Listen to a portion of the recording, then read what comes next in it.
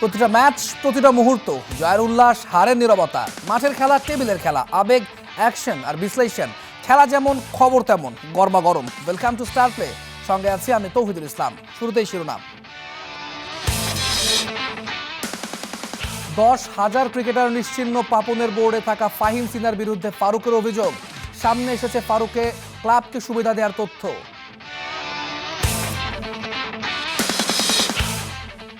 এবার থমাস ডুলির চুক্তি নিয়ে ধোঁয়াশা। ক্রীড়া প্রতিমন্ত্রী বলছেন আনুষ্ঠানিক চুক্তি হয়নি।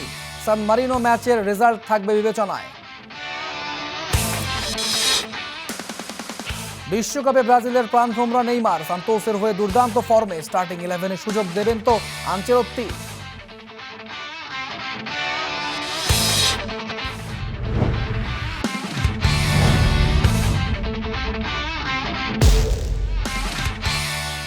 শুনছিলেন শিরোনাম, এবারে বিস্তারিত। ফাহিম সিনহাদের কারণে ঘরোয়া ক্রিকেট থেকে হারিয়ে গেছে প্রায় 10,000 ক্রিকেটার। অভিযোগ করেছেন সাবেক বিসিবি সভাপতি ফারুক আহমেদ। দুদকের নথিপত্র মিলেছে ঘরোয়া ক্রিকেটে এই বোর্ড পরিচালকের অবৈধ হস্তক্ষেপের প্রমাণ। তারপরেও পাপন থেকে শুরু করে তামিম সবাইকে ম্যানেজ করেই পরিচালকের পদ ধরে রেখেছেন ফাহিম সিনহা। আসন্ন বিসিবি নির্বাচনেও প্রার্থী হচ্ছেন নিশ্চিত। পাপন মল্লিকের সময়ে ঘরোয়া ক্রিকেট কিভাবে বঞ্চিত, লাঞ্ছিত, 5 লাখ টাকা করে করে নিজেদের ক্লাব উঠিয়েছে, কেউ বলে এটা? 10,000 ক্রিকেটার নিশ্চিহ্ন হয়ে গেছে। কারণ এই বোর্ডে অনেকের আগের বোর্ডের লোকও আছে এখানে। নাজমুল হাসান পাপনের সময়ের বোর্ডের এখানে কোনো সক্ষতা হয়েছে নাকি তাদের মধ্যে আমি জানি না।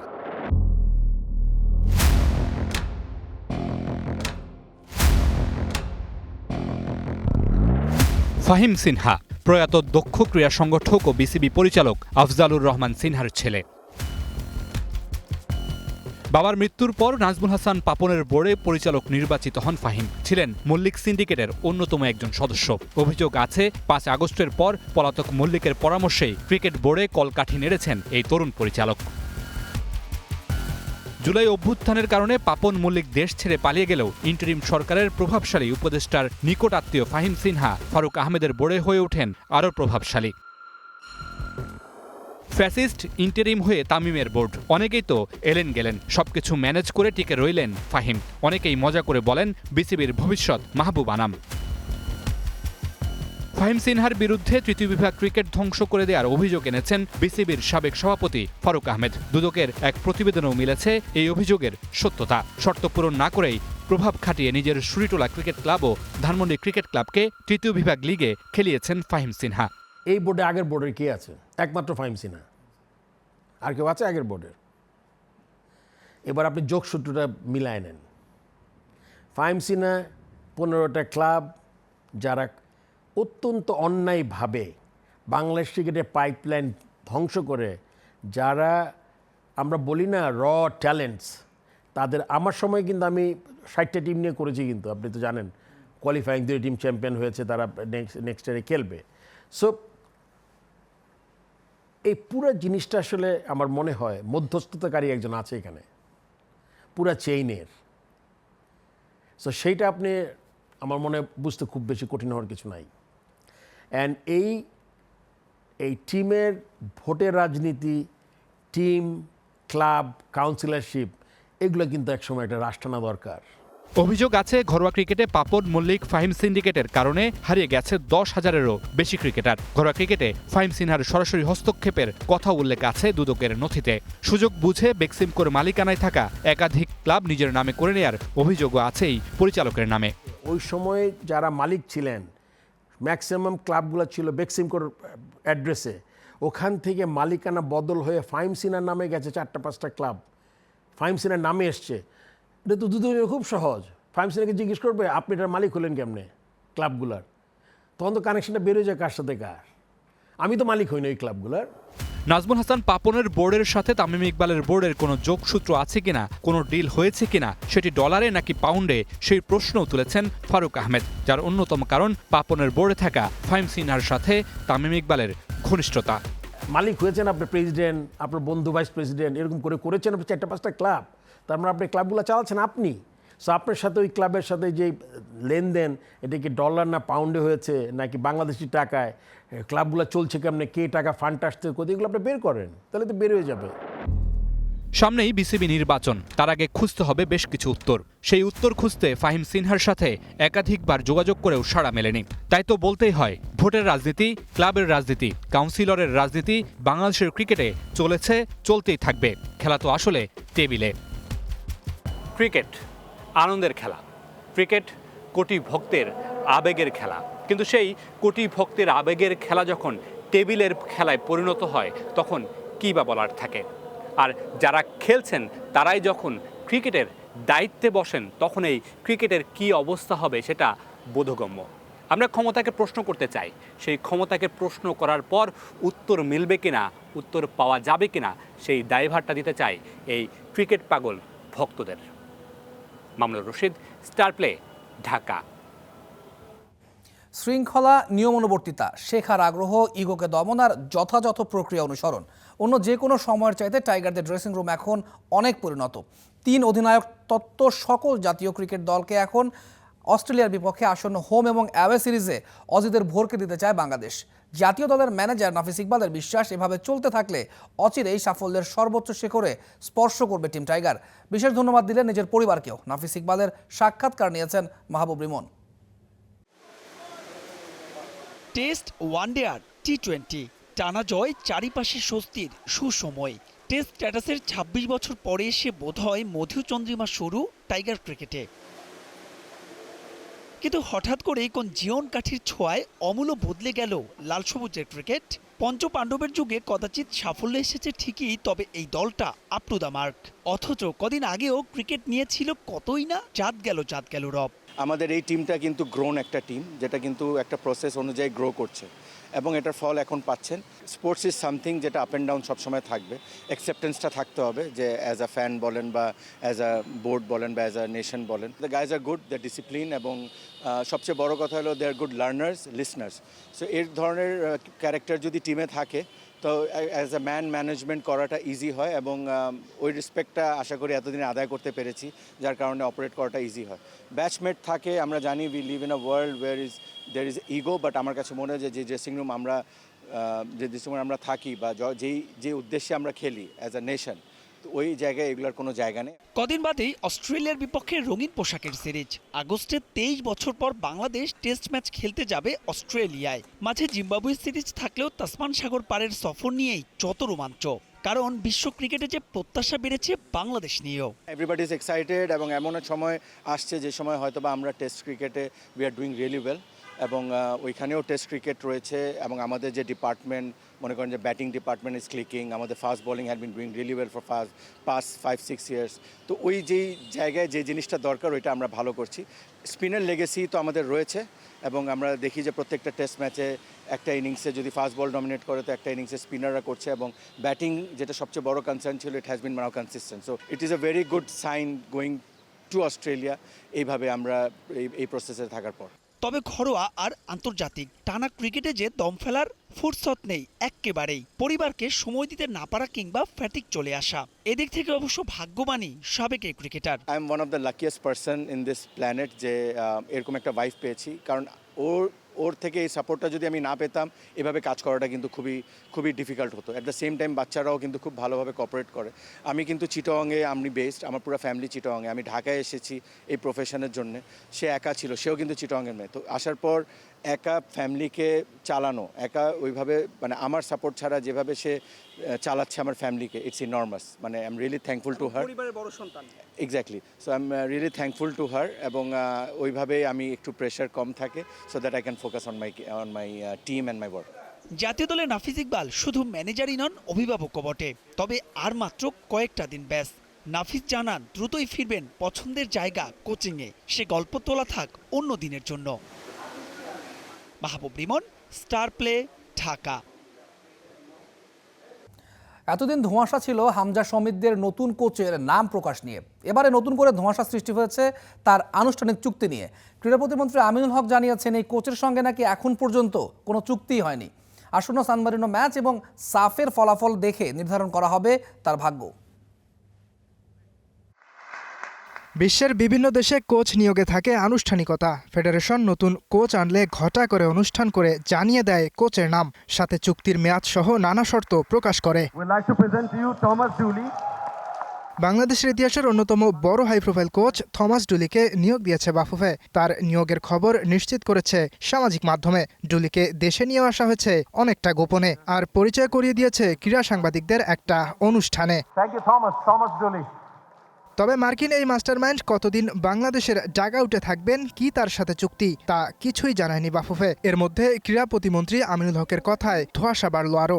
বাংলাদেশের ফুটবলের সাবেক এই অধিনায়ক বলছেন, ডুলির সাথে এখনো আনুষ্ঠানিক চুক্তি হয়নি। অন টেস্ট আমরা সামনের যে খেলাটা রয়েছে সেটাকে আমরা দেখব, তারপরে আমরা ফাইনালি গিয়ে হয়তোবা বাংলাদেশ ফুটবল ফেডারেশন তার সাথে আনুষ্ঠানিকভাবে চুক্তি করবে। তানভীরের সাথে যে খেলাটি হবে সেটি একটি টেস্ট আকারে আমরা দেখতে চাই, যে ওটি দেখার পরে তারপরে আমরা তার বিষয়ে আমরা ফাইনাল সিদ্ধান্ত নিই। ডুলি যদি বাংলাদেশে নিজেকে প্রমাণ করতে না পারেন, তাহলে দ্রুতই অন্য কোচ নিয়োগ দেওয়ার পরামর্শ দিয়েছেন আমিনুল হক।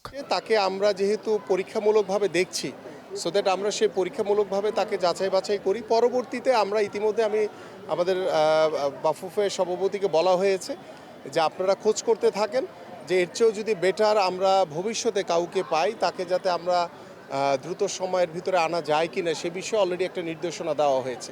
ডুলিকে নিয়ে সন্তুষ্ট নন অনেক ফুটবল ফ্যান। সামাজিক মাধ্যমে তাকে নিয়ে হয় সমালোচনা। তবে বাফুফে সহসভাপতি ফাহাদ করিম মনে করছেন, খেলা ফেসবুকে নয়, মাঠে হয়। আমাদের এন্ডে যারা আমরা সবাই প্রফেশনাল, আপনারা জানেন ফেসবুক দিয়ে ফুটবল চলে না, প্রফেশনালরা মাঠে ফুটবল খেলে। সো তার পরিচয়, তার অ্যাচিভমেন্ট, তার সাকসেস আমরা মাঠে দেখব। সো আমরা ফেসবুকে দিকে না তাকে আমি সবাইকে অনুরোধ করব মাঠের দিকে তাকান। 24 তারিখ বাংলাদেশ জাতীয় দলের ক্যাম্প শুরু হবে। সেই ক্যাম্পে ডুলির অধীনেই প্র্যাকটিস শুরু করবেন জামাল ফাহমিদুলরা। ইয়াসির আরাফাত সবুজ, স্টার প্লে, ঢাকা। বিশ্বকাপের খবর। ক্যারিয়ারের শেষ বিশ্বকাপ, সেরা সময়টাও পেছনে ফেলে এসেছেন। তবে এখনও ব্রাজিলের সবচেয়ে বড় তারকা নেইমার জুনিয়র। কেন তাকে ঘিরে এখনও স্বপ্ন দেখছেন ফ্যানরা? আনচেলত্তির স্টার্টিং 11-এ কি আদৌ জায়গা হবে নেইমারের? ব্রাজিলের বিশ্বকাপ দলে নেইমারের ভূমিকাটাই বা কী হবে? রহমান প্লেয়ারের এক্সপ্লেনেশন।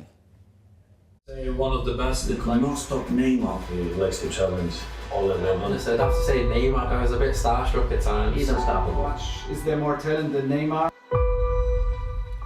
সেরা সময়ে মাঠে যখন দৌড়াতেন, মনে হতো মাটি তাকে ধরে রাখতে পারছে না, যেন মাধ্যাকর্ষণ তার জন্য প্রযোজ্য নয়, যেন ফিজিক্সের নিয়মগুলো তাকে কেউ পড়তে দেয়নি।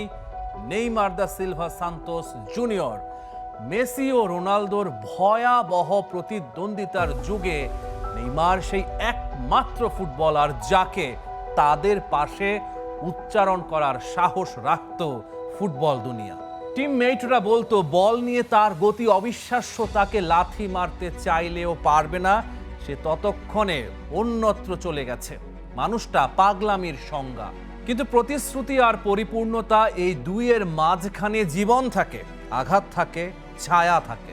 3টা বিশ্বকাপে অংশগ্রহণ, 13 ম্যাচে 8 গোল 4 অ্যাসিস্ট। প্রতিবারই কোয়ার্টার ফাইনালে থেমে যাওয়া যেন ভাগ্যের অভিশাপ। নির্ধারিত সিলিং যার উপরে উঠতে দেয়া হয়নি। 2014-এ মেরুদণ্ডের হারে চির না পড়লে 2022-এ পেনাল্টিতে ভাগ্য একটু সুপ্রসন্ন হলে ইতিহাস কি ভিন্নভাবে লেখা হতো? আর্জেন্টাইন গোলকিপার এমি মার্টিনেজকে প্রশ্ন করা হয়েছিল, তিনি যাদের বিপক্ষে খেলেছেন তাদের মধ্যে কাকে থামানো সবচেয়ে কঠিন ছিল। দিবু বলেছেন, কোপার ফাইনালে আমরা শেষ 25 মিনিট নেইমারকে থামাতে পারিনি। আমার মিডফিল্ডার তাকে ধাক্কা দিচ্ছে, সেন্টার ব্যাক জড়িয়ে ধরছে, সে শুধু দৌড়েই গেছে গোলের দিকে। বেলজিয়ামের সাবেক অধিনায়ক ভিনসেন্ট কোম্পানি বলেছেন, সে এমন ভাবে খেলে যেন মাঠে সব 11 জনকেই একসাথে চ্যালেঞ্জ করতে চায়, একজনকে নয় সবাইকে। He doesn't like to challenge one, he likes to challenge all 11. 222 million euro, পৃথিবীর ইতিহাসে কোনো ফুটবলারের দাম এত বেশি নির্ধারণ হয়নি। পিএসজি এই অর্থ ঢেলেছিল কারণ তারা বিশ্বাস করেছিল এই মানুষটাই পারবে চ্যাম্পিয়ন্স লিগ ট্রফি প্যারিসে নিয়ে আসতে। কিন্তু মেটাটার্সাল ফ্র্যাকচার, হ্যামস্ট্রিং, কোভিড, গোড়ালির লিগামেন্ট, প্রতিবার যখন সবচেয়ে বেশি দরকার ঠিক তখনই ভেঙে পড়েছে নেইমারের শরীর।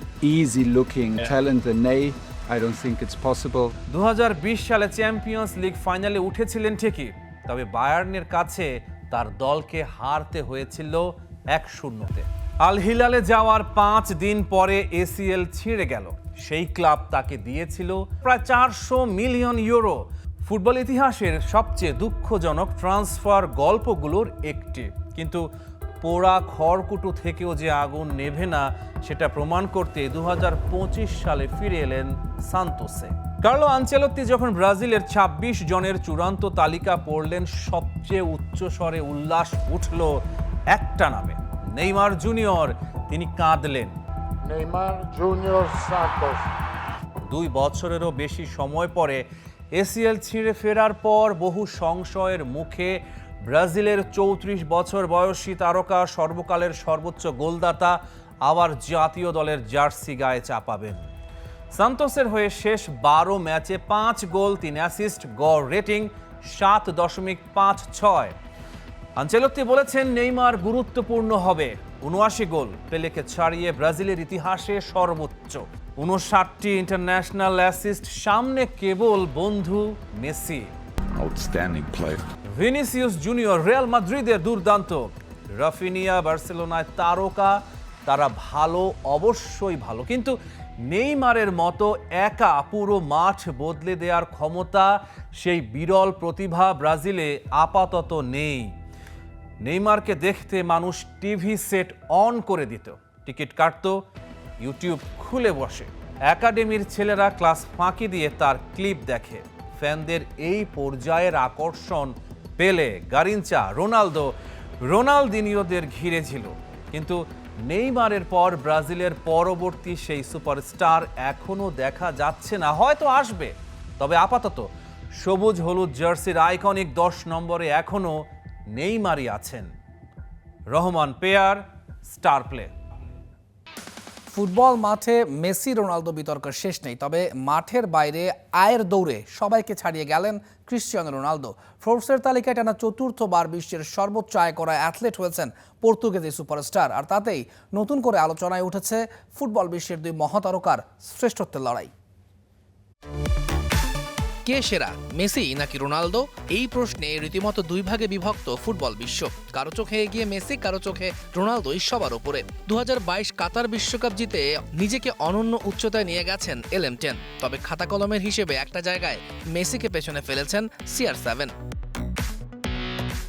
যুক্তরাষ্ট্রের ব্যবসা বাণিজ্যিক ভিত্তিক সাময়িকী ফোর্বসের জরিপে টানা 4র্থবারের মতো বিশ্বের সবচেয়ে আয় করা অ্যাথলিটদের তালিকায় শীর্ষস্থান দখল করেছেন ক্রিশ্চিয়ানো রোনালদো। পেছনে ফেলেছেন চিরপ্রতিদ্বন্দ্বী মেসিকে। 10 বছর আগে প্রথমবারের মতো এই জায়গা দখল করেছিলেন CR7। ফোর্বসের তথ্য মতে গেল 1 বছরে কর ও এজেন্টের টাকা বাদ দিয়েও রোনালদো আয় করেছেন প্রায় $30 কোটি। বাংলাদেশি মুদ্রায় যা দাঁড়ায় প্রায় 3,684 কোটি টাকা, যার মধ্যে আল নাসরের চুক্তি থেকেই এসেছে $23.50 কোটি। এ নিয়ে মোট 6ঠবারের মতো সেরা আয় করা অ্যাথলিট হলেন 41 বছর বয়সী এই ফরওয়ার্ড। আর তাতে তিনি ছুঁয়েছেন বাস্কেটবল কিংবদন্তি মাইকেল জর্ডানের রেকর্ড। তার এবারের আয় $30 কোটি ছুঁয়েছে 2015 সালে মুষ্টিযোদ্ধা ফ্লয়েড মেওয়েদারের আয়ের রেকর্ডকেও।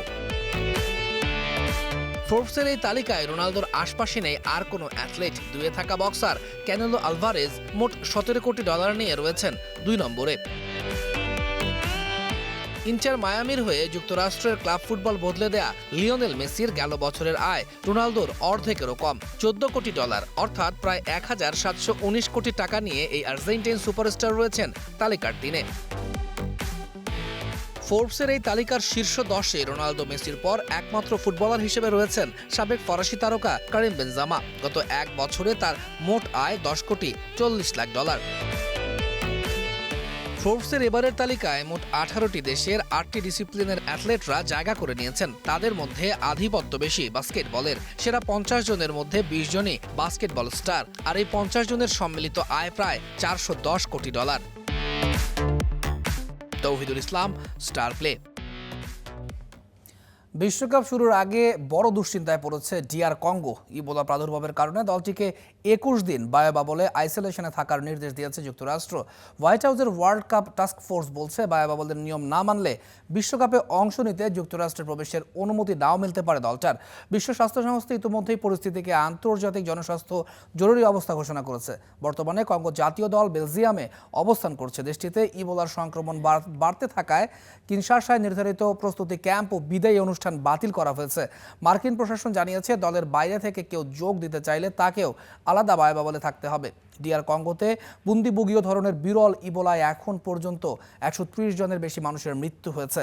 1974 সালের পর এবারই প্রথম বিশ্বকাপের টিকিট কেটেছে ডিআর কঙ্গো। কে গ্রুপে 17 জুন হিউস্টনে পর্তুগালের বিপক্ষে ম্যাচ দিয়ে শুরু হওয়ার কথা কঙ্গোর বিশ্বকাপ মিশন।